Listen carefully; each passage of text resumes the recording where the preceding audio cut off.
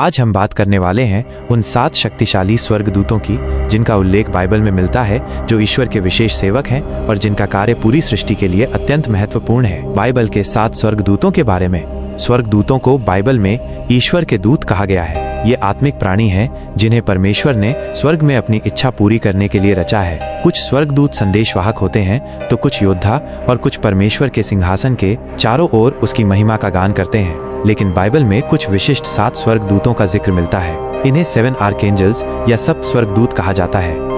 इन 7 स्वर्गदूतों में से 4 के नाम बाइबल में स्पष्ट रूप से मिलते हैं, बाकी के नाम अपोक्राइफा और यहूदी परंपरा में पाए जाते हैं। माइकेल अर्थ कौन है जो परमेश्वर के समान है। कार्य ईश्वर की सेना का सेनापति कि माइकेल ने शैतान से युद्ध किया और उसे स्वर्ग से निकाल दिया। गैब्रियल अर्थ ईश्वर की शक्ति।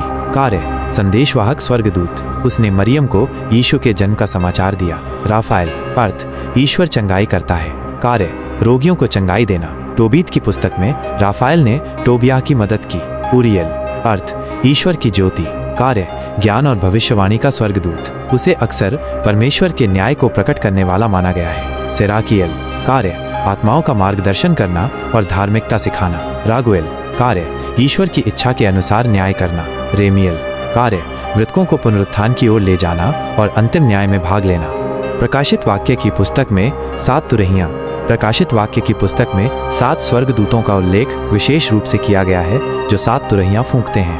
पहली तुरही पृथ्वी पर विपत्ति, ओले और आग गिरती है। दूसरी तुरही समुद्र का हिस्सा खून बन जाता है। तीसरी तुरही वर्मवुड नामक तारा गिरता है, जल विषैला हो जाता है। चौथी तुरही सूर्य, चंद्रमा और तारे प्रभावित होते हैं। पांचवी तुरही पाताल का दरवाजा खुलता है और टिड्डियां निकलती हैं। छठी तुरही 4 बंधे स्वर्गदूत यूफ्रेटिस से मुक्त होते हैं और युद्ध लाते हैं। 7वीं तुरही ईश्वर का राज्य प्रकट होता है, न्याय आता है। इन तुरहियों का उद्देश्य है पापियों को चेतावनी देना, धरती पर न्याय को प्रकट करना और ईश्वर के राज्य की तैयारी करना।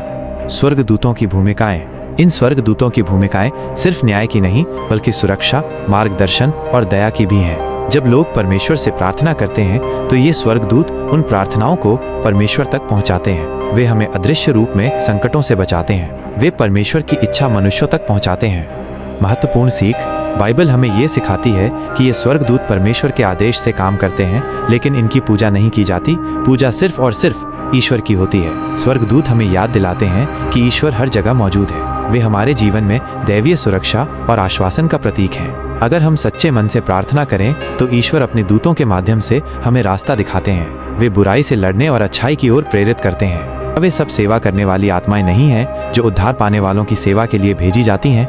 तो दोस्तों, ये थी बाइबल के 7 स्वर्गदूतों की अद्भुत और दिव्य कहानी।